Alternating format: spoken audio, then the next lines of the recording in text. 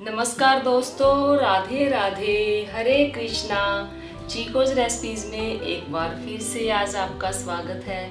तो आज है फ्राइडे, आपको वीडियो मिलेगी आपके सवालों के जवाब की। इस बार तो आपके जो सवाल हैं वो काफ़ी सारे हैं, तो देखती हूँ इसी वीडियो में दिए जाएंगे क्या नेक्स्ट वीडियो में दिए जाएंगे, क्योंकि अगर एक वीडियो में ही आप सभी के सवालों के जवाब दे दिए तो जो ये वीडियो है ये बहुत बड़ी हो जाएगी। तो चलिए टाइम ना गंवाएं, क्योंकि सवाल ज़्यादा हैं, तो आप सभी के सवालों के जवाब ले लेते हैं।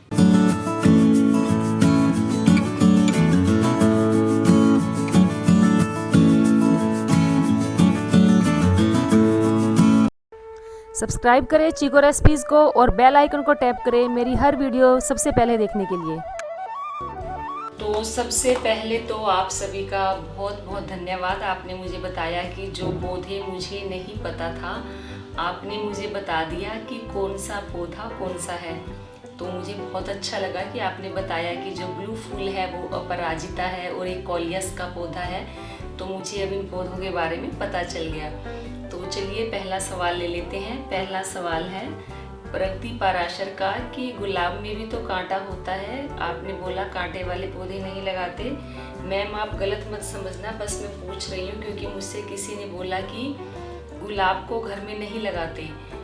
तो जी बिल्कुल, मैंने वीडियो में बोला था कि कांटे वाले पौधे घर में नहीं लगाते हैं, और मैंने पौधे भी ये बोला था कि कैक्टस जो होते हैं वो घर में नहीं लगाए जाते हैं। जो गुलाब का पौधा होता है उसके अंदर फूल भी आता है, तो वो घर में लगाया जा सकता है। फिर क्वेश्चन प्रगति पाराशर का ही है कि अगर हम तुलसी के बीज लेकर गमले में डाल देते हैं और वो तुलसी आ जाती है तो तुलसी माँ का विवाह करना होता है, तो प्लीज़ बताओ।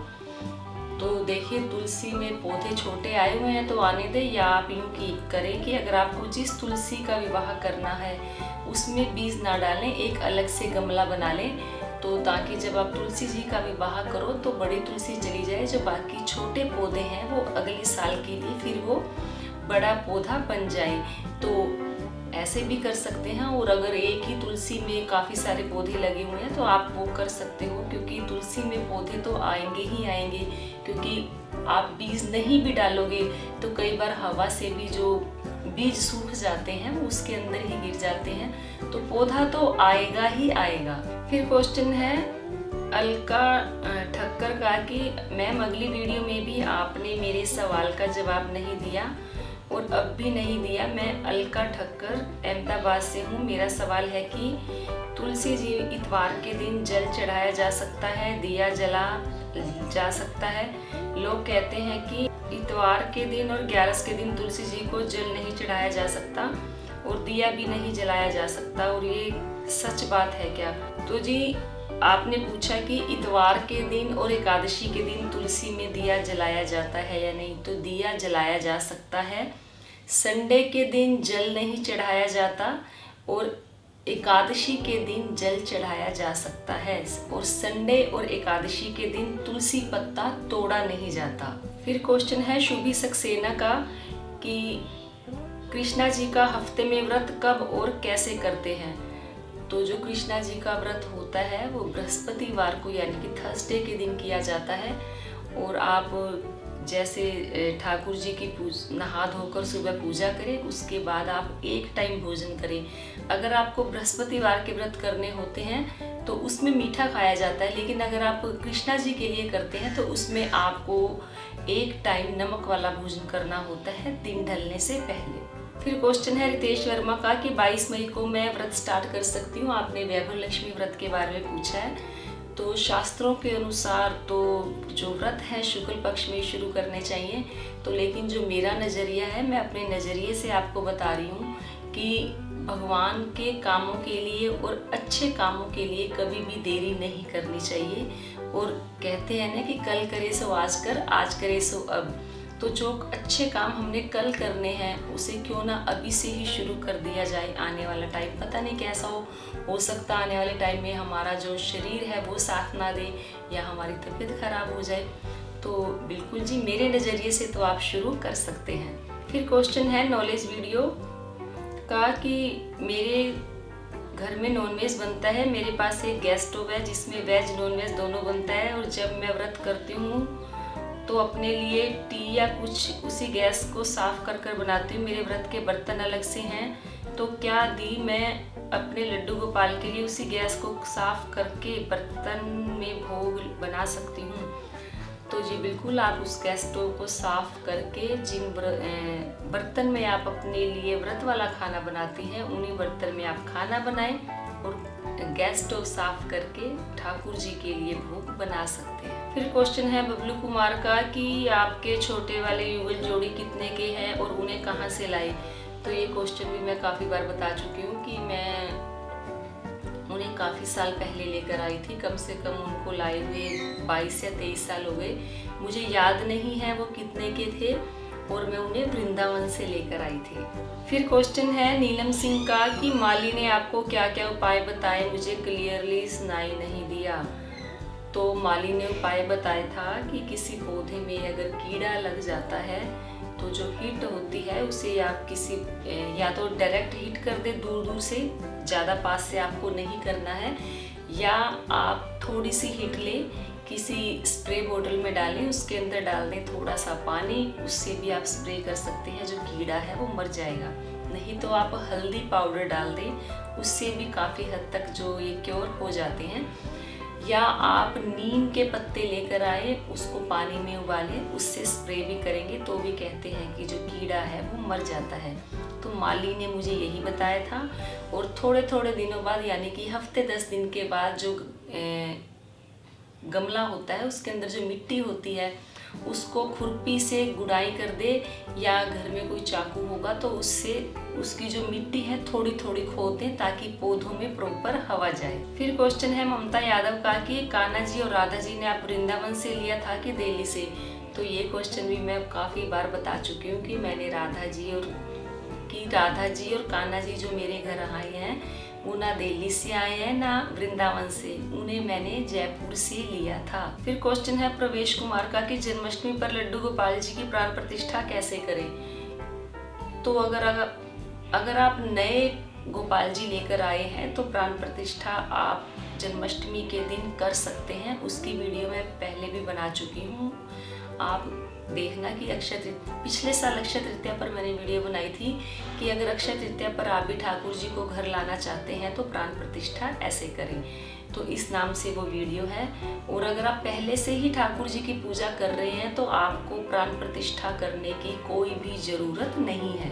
फिर क्वेश्चन है ज्योति सिंह का कि आपकी वीडियो बहुत हेल्पफुल होती है मेरे लिए। एक क्वेश्चन ये है कि पूजा करने के बाद जो दीपक की बाती होती है उनका क्या करें? पूजा के बाद जो रुई की जो बाती बच जाती है उसको आप इकट्ठा करें। जब 4-5 दिन की इकट्ठी हो जाए तो आप एक दिया लें मिट्टी का, उसी के अंदर थोड़ा सा घी और डाल दें तो उस जो रुई होती है वो बाती जली हुई होती है वो पूरे तरीके से जल जाएगी। वो जब वो राख बन जाएगी तो आप उन्हें डाल दें पौधों में। या फिर आप मोली की बाती बनाएं, क्योंकि अगर आप मोली की बाती बनाकर जलाएंगे तो आप देखेंगे कि उसमें राख भी नहीं होती है इतनी, और उसके अंदर जो मोली है वो भी नहीं बचेगी। और जो मोली की बाती का वीडियो है वो आपको डिस्क्रिप्शन बॉक्स में मिल जाएगा। मोली की बाती की वीडियो मैंने काफ़ी टाइम पहले अपलोड कर दी थी कि मोली की बाती कैसे बनाई जाती है, या आप चैनल पर जाकर देख लें। फिर क्वेश्चन है वंश त्यागी का कि हमारे गोपाल जी की हमने प्राण प्रतिष्ठा नहीं की थी जब वो हमारे पास आए थे और हमने उनकी रेगुलर सेवा करते हुए 4 साल हो गए हैं, तो क्या उनकी प्राण प्रतिष्ठा करनी चाहिए या नहीं? तो देखिए, मैं हर सवाल के जवाब की जो वीडियो होती है उनमें हर बार यही जवाब देती हूँ कि जो लोग ठाकुर जी की सेवा पहले से करते आ रहे हैं उनको प्राण प्रतिष्ठा करने की ज़रूरत नहीं है, क्योंकि उनके अंदर आपके भावों के जरिए, आपकी पूजा के जरिए प्राण पहले से ही आ चुके हैं। अगर आप नए ठाकुर जी लेकर आ रहे हैं तो आपको प्राण प्रतिष्ठा करनी चाहिए। मतलब कि करनी चाहिए का मतलब ये नहीं कि ज़रूरी है, करनी ही करनी है। ये टोटली आपकी इच्छा और आपके भावों पर डिपेंड करता है। फिर क्वेश्चन है आकांक्षा मिश्रा का कि मेरे कान्हा जी का भी कलर चला गया है और पीतल के नहीं है। जब लाई थी तो पीतल के थे, पर पता नहीं क्यों कलर चला गया। तो देखिए, जो आपके पीतल के ठाकुर जी हैं उनका कलर चला गया तो इसका मतलब वो पीतल के नहीं है। उन्होंने आपको झूठ बोल कर दिया है।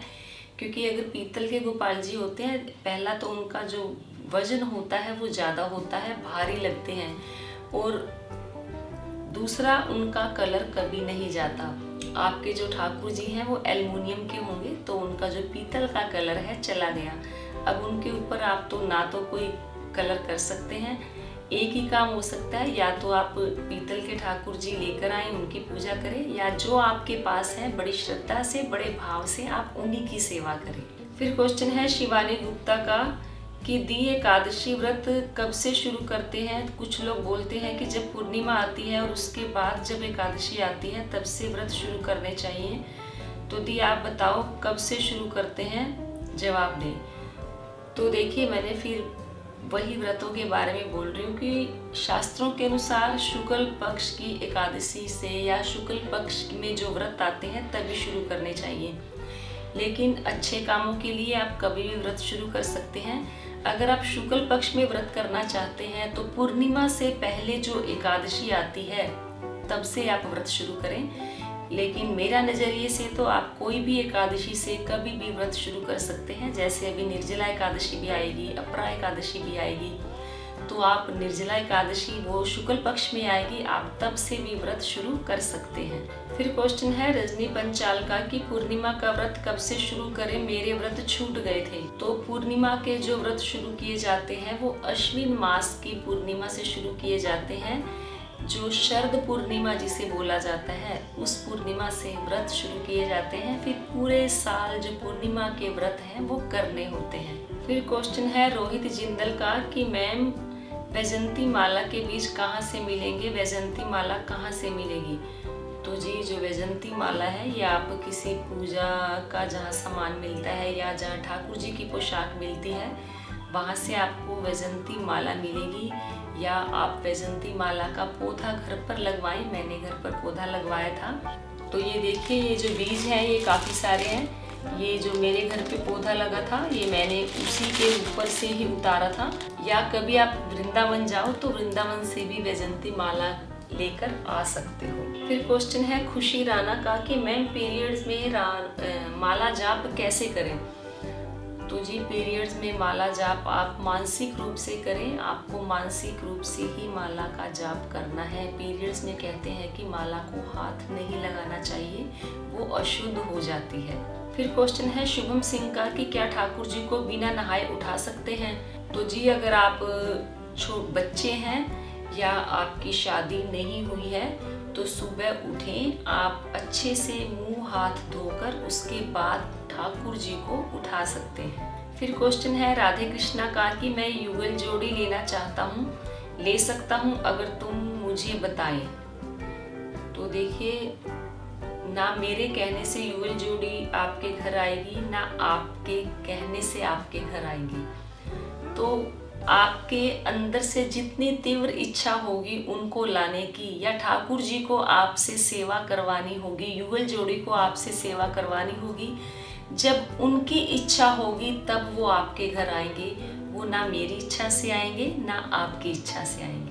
फिर क्वेश्चन है गोपाल स्वरूप का कि लड्डू गोपाल के फटे पुराने कपड़ों का क्या करें और फोटो का क्या करें। तो जो लड्डू गोपाल जी के जो कपड़े फट जाते हैं, तो मैंने पहले भी बोला हुआ है कि जो घर में गमले होते हैं तो जो फटे हुए कपड़े हैं थोड़ी सी कच्ची जगह खोदें घर के आसपास, या तो कोई कच्ची जगह होगी उसको खोदें, या घर में कोई गमला है गमले को थोड़ी सी मिट्टी हटाकर वहाँ उनके कपड़े डाल दें। तो रही बात फोटो की, तो देखिए, मैं आपको ये भी नहीं कहूँगी कि उन फोटो को आप किसी मंदिर में रख कर आएँ या किसी पेड़ के नीचे रख कर आएँ।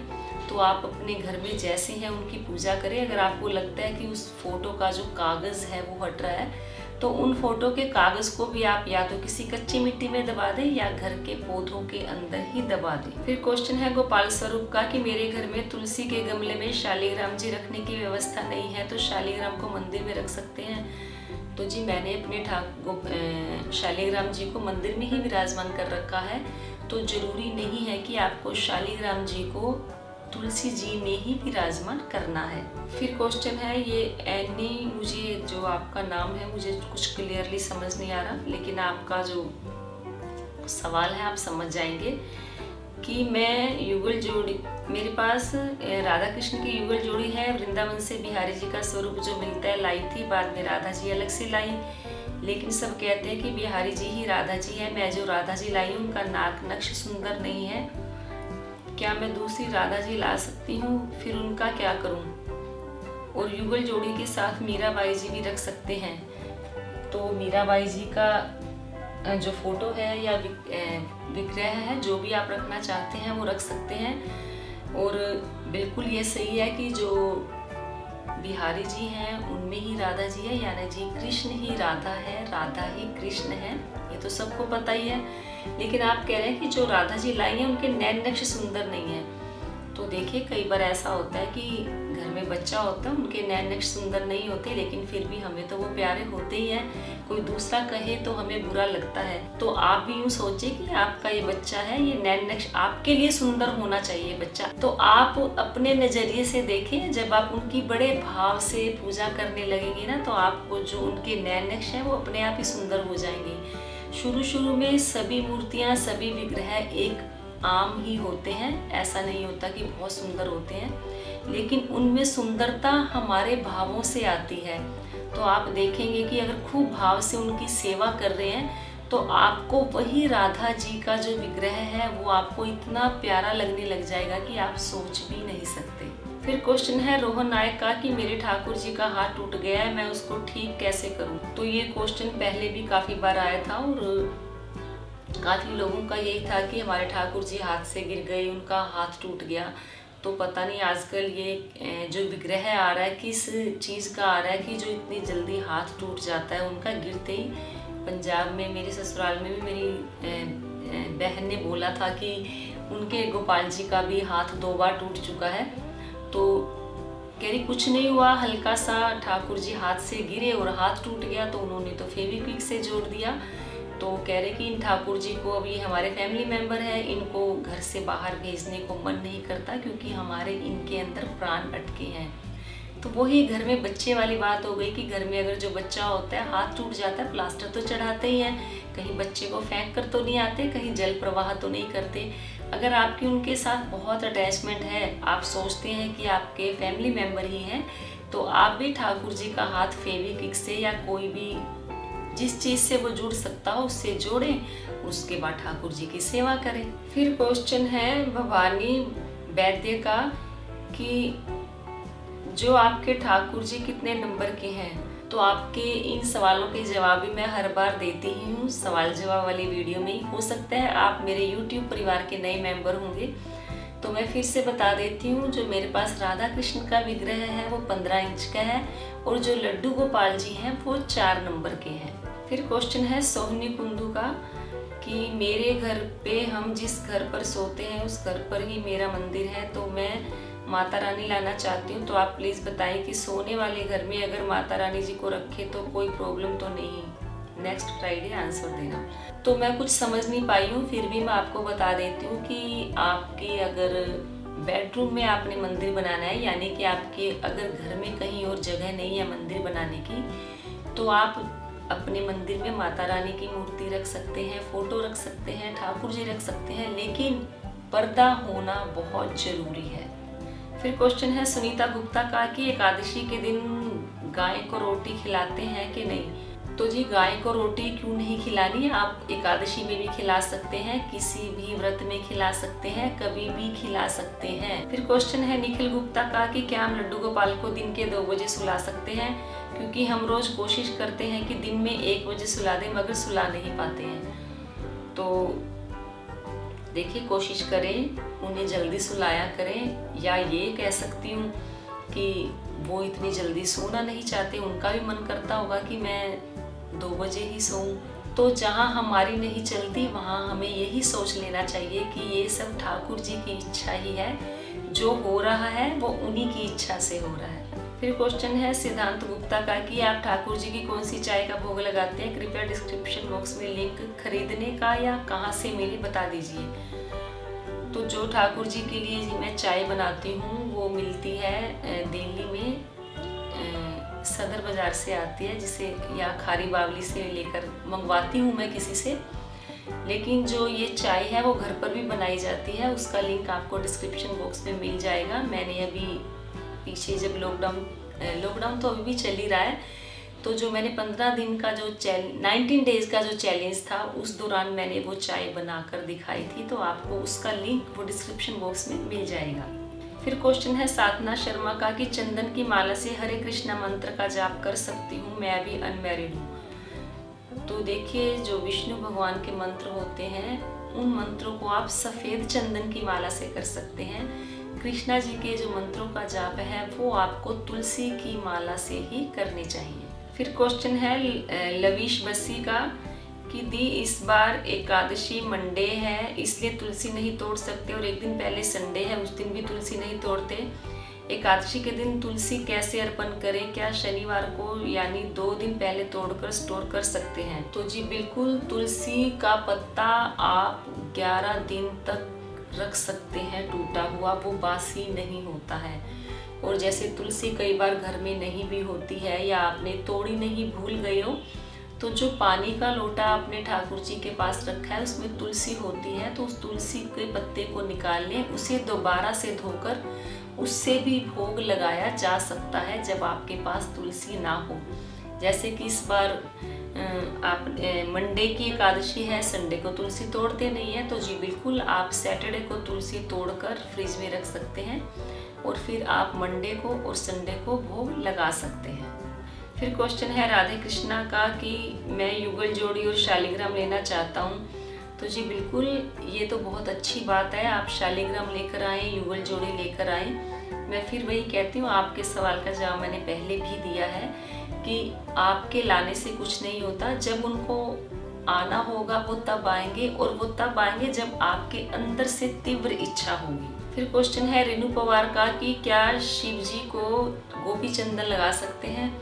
तो जी शिव जी को गोपी चंदन नहीं लगाया जाता, शिव जी को चंदन वो ही लगाया जाएगा जो एक पत्थर का चकला सा होता है, और जो चंदन की लकड़ी होती है उसी से घिसकर ही चंदन लगाया जाता है शंकर भगवान को। फिर क्वेश्चन है कृष्णा सिंह का कि आपसे रिक्वेस्ट है भोग लगाकर कम से कम 10 मिनट रहने दिया करें। तो ये क्वेश्चन काफ़ी लोगों का था, तो आपको मैं ये बता दूं कि मैं 4-5 मिनट ठाकुर जी के सामने भोग रखती हूँ। अगर मैं लगातार आपको 4-5 मिनट की वीडियो यही दिखाऊं कि मैंने भोग रखा हुआ है, तो जो वीडियो है वो 5 मिनट लंबी हो जाएगी। वीडियो में एडिटिंग होती है, इसलिए आपको लगता है कि मैंने पर्दा लगाया और पर्दा हटा दिया, तो ऐसा नहीं है। और वैसे भी जो ठाकुर जी हैं दृष्टि भोग लगाते हैं, तो उनके पास जैसे ही हमने अगर 2 मिनट भी रखा, उन्होंने अपनी दृष्टि अगर खाने में डाल दी तो उन्होंने उस खाने का स्वाद ले लिया, उसको प्रसाद बना दिया। फिर क्वेश्चन है सोनिया वर्मा का कि मेरे घर में तुलसी नहीं होती, ठाकुर जी को बिना तुलसी के भोग कैसे लगाएं? तो ये भी मैं काफ़ी बार आप लोगों को बता चुकी हूँ कि तुलसी की माला आप ठाकुर जी के पास रखें, फिर आप भोग लगा सकते हैं। फिर क्वेश्चन है लड्डू गोपाल श्रृंगार का कि राधा कृष्ण का प्राइस बता दो, मुझे भी लेने हैं। तो देखिए, मैंने इन्हें जयपुर से लिया है। जब मैंने इन्हें 25,000 में लिया था, लेकिन अभी इनके जो रेट है महंगे हो गए हैं। मैंने एक मूर्ति का और ऑर्डर किया है, पंजाब में मुझे अपने ससुराल में भेजनी है, तो वो 18 इंच की जो मूर्ति है वो 45,000 की है, और ये जो मेरे पास है ये 15 इंच की है, मैंने 25,000 की ली थी, तो अब आपको महंगी ही मिलेगी। फिर क्वेश्चन है ज्योति कटारिया का कि ये बताओ केले का पेड़ घर में नहीं रखना चाहिए, ऐसा कहते हैं सब, बताओ रख कर पूजा कर सकते हैं पेड़ की या नहीं? तो जी बिल्कुल, केले का पेड़ आप घर में रख सकते हो। केले का पेड़ घर में लगाना शुभ होता है, और तुलसी जी के पास रखो तो और भी शुभ होता है। आप उसकी भी बृहस्पतिवार के दिन यानी कि थर्सडे के दिन पूजा कर सकते हो। तो ये थे आपके सवालों के जवाब। मैं ये नहीं कह रही कि मैंने सभी के सवालों के जवाब दे दिए हैं, क्योंकि अगर मैं आप सभी के सवालों के जवाब दे दूंगी तो ये वीडियो बहुत ही लंबी हो जाएगी। आप सभी के अभी बहुत से सवाल हैं। पुष्टि मार्ग के बारे में भी पूछा हुआ है कि अच्छे लोगों के साथ हमेशा बुरा ही क्यों होता है, इसके बारे में भी पूछा हुआ है। और भी बहुत सारे सवाल हैं, आप लोगों के रह गए हैं। तो कोशिश करूँगी या तो फ्राइडे से पहले एक छोटी सी वीडियो आपके सवालों की मिल जाए, नहीं तो आपके सभी के सवालों के जवाब नेक्स्ट फ्राइडे को हर हाल में मिल जाएंगे, क्योंकि मैंने अपने फ़ोन में सभी के सवालों का जो स्क्रीनशॉट है वो लिया हुआ है। तो कोशिश करूँगी कि अगले फ्राइडे आपको आप सभी के सवालों के जवाब मिल जाएं। तो उम्मीद करती हूँ आपको मेरी आज की वीडियो जरूर पसंद आई होगी। तो मेरी इस वीडियो को लाइक करें, शेयर करें, मेरे चैनल को सब्सक्राइब करना बिल्कुल ना भूलें। हमेशा की तरह अपने सुझाव देते रहें। आज के लिए इतना ही, फिर मिलते हैं। धन्यवाद। हरे कृष्ण।